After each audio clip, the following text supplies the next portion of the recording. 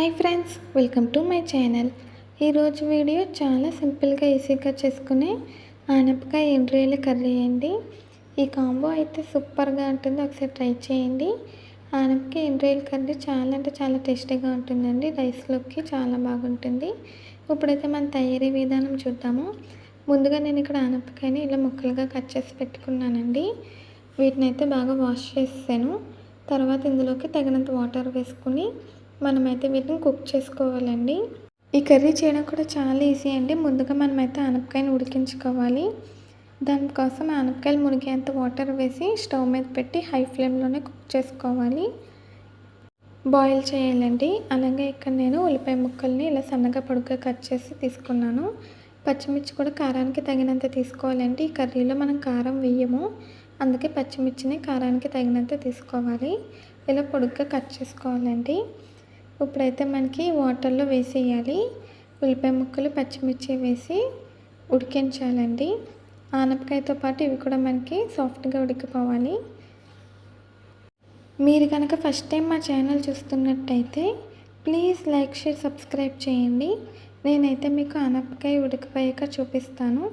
చూడండి ఫ్రెండ్స్, ఇలా బాయిల్ అవుతుందండి. ఇలా బాగా ఉడికించాలి. మనకి కొంచెం అయితే ఉడికిందండి, ఇంకొంచెం అయితే ఉడకాలి. మొత్తం ఉడికిపోయాక మళ్ళీ ఇంకోసారి చూపిస్తాను. ఆనపకాయ ఎండ్రాయిల కర్రీ కాంబినేషన్ బాగుంటుంది. మీరు ఎప్పుడైనా ట్రై చేసారా అండి? టేస్ట్ అయితే చాలా బాగుంటుంది. చూడండి ఫ్రెండ్స్, ఇప్పుడైతే మనకి పర్ఫెక్ట్గా ఉడికిపోయిందండి. ఇలా తీసి చూసుకోవాలి. ప్రెస్ చేస్తే మనకు ఒకటి సాఫ్ట్గా అయిపోతుంది. అలా అయిపోతే ఉడికిపోయినట్టు. ఇప్పుడైతే మనకి ఇది రెడీ అయిపోయిందండి. అలాగే నేను ఇక్కడ ఒక చిన్న నిమ్మకాయ సైజ్ అంత చింతపండు అయితే తీసుకున్నాను. చింతపండుని ఒక 2-3 సార్లు వాష్ చేసి తగినంత వాటర్ వేసి నానబెట్టానండి. ఇప్పుడు మనం ఇందులోకి చింతపండు రసం వేసుకోవాలి. ఇది ఆనపకాయ పులుసు అండి. టేస్ట్కి తగ్గట్టుగా చింతపండు పులుసు అయితే వేసుకోవాలి. వేసుకుని కుక్ చేయాలండి. ఇప్పుడు ఇందులో తగినంత పసుపు, అలాగే రుచికి సరిపడా ఉప్పు వేసి బాగా ఉడికించాలి. ఈ కర్రీ చేయడం చాలా సింపుల్ అండి. కాకపోతే మనకి ఆనపకాయ ఉడకడానికి కొంచెం టైం తీసుకుంటుంది. ఇప్పుడైతే మళ్ళీ బాగా కలిపేస్తాం కదండి. ఇప్పుడైతే ఉడికించాలి. ఈసారి మనం మీడియం ఫ్లేమ్లో పెట్టి ఉడికించాలండి ఒక 5 నిమిషాల పాటు. తర్వాత లో ఫ్లేమ్లో పెట్టి ఉడికించాలి. నేను ఉడికిపోయాక చూపిస్తాను. చూడండి ఫ్రెండ్స్, ఇప్పుడైతే మనకి వాటర్ అంతా పోయి దగ్గరకు వచ్చేయాలండి.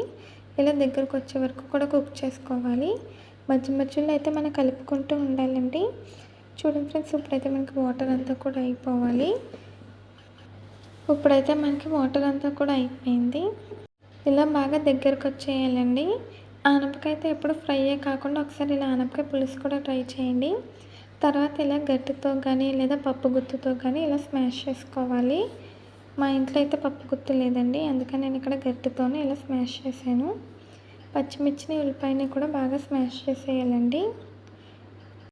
చూడండి ఫ్రెండ్స్, ఇప్పుడైతే మనకి కర్రీ అయితే దగ్గరకు వచ్చింది, రెడీ అయిపోయింది. స్టవ్ ఆఫ్ చేసాను. దీనికైతే పోపు పెట్టుకోవాలి. దానికోసం ఇంకో ప్యాన్ పెట్టి ఆయిల్ వేసానండి. ఇక్కడ పోపుకి కావాల్సినవన్నీ కూడా తీసి పెట్టుకున్నాను. అలాగే ఎండ్రాయిల్ని కూడా శుభ్రంగా వాష్ చేసానండి. వేడి నీళ్ళతో వేసి వాష్ చేస్తే మనకి ఇంకా బాగా క్లీన్ అవుతాయి. నేనైతే గోరువెచ్చని వాటర్లో కూడా క్లీన్ చేశాను. ఆయిల్ బాగా హీట్ అవ్వాలి. హీట్ అయ్యాక మనం అందులో ఎండ్రాయిలు వేసి ఫ్రై చేయాలండి. ఎండ్రాయిలు బాగా ఆయిల్లో ఫ్రై చేసేయాలి. ఎండ్రాయిలు కొంచెం ఎక్కువ క్వాంటిటీ తీసుకుంటేనే కర్రీ టేస్ట్ అనేది బాగుంటుందండి. ఇప్పుడైతే మనం వీటిని ఆయిల్లో బాగా ఫ్రై చేసాక జీలకర్ర, వెల్లుల్లిపాయలు, కరివేపాకు, ఎండుమిర్చి వేసి ఫ్రై చేయాలండి. ఈ పోపు వేసేసి మరొకసారి బాగా వేయించాలి. ఎండ్రాయిల్ ఫ్రై చేసినప్పుడు అయితే మంచి స్మెల్ వస్తుందండి. కర్రీ టేస్ట్ కూడా సూపర్గా ఉంటుంది. ఎప్పుడు ఈ కాంబినేషన్ ట్రై చేయకపోతే ఒకసారి అయితే చేసి చూడండి.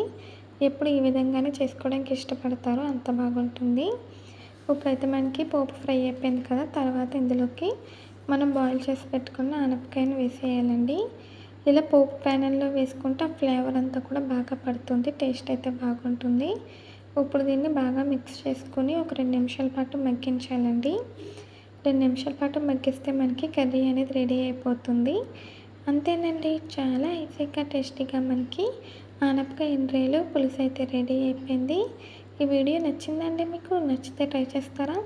ట్రై చేస్తే ఎలా వచ్చిందో కామెంట్స్లో అయితే తెలియచేయండి. ఈ వీడియో నచ్చితే ప్లీజ్ లైక్ చేయండి, షేర్ చేయండి, సబ్స్క్రైబ్ చేయండి. అలాగే పక్కనున్న బెల్ ఐకాన్ క్లిక్ చేయండి. ఈ వీడియో నచ్చితే కామెంట్ చేయండి. ఈ కర్రీ అయితే రైస్లోకి సూపర్గా ఉంటుంది. ఇప్పుడైతే మనకి రెడీ అయిపోయింది కదండి. ఇలాంటి మంచి వీడియోస్ కోసం మా ఛానల్ని అయితే సబ్స్క్రైబ్ చేసుకోండి.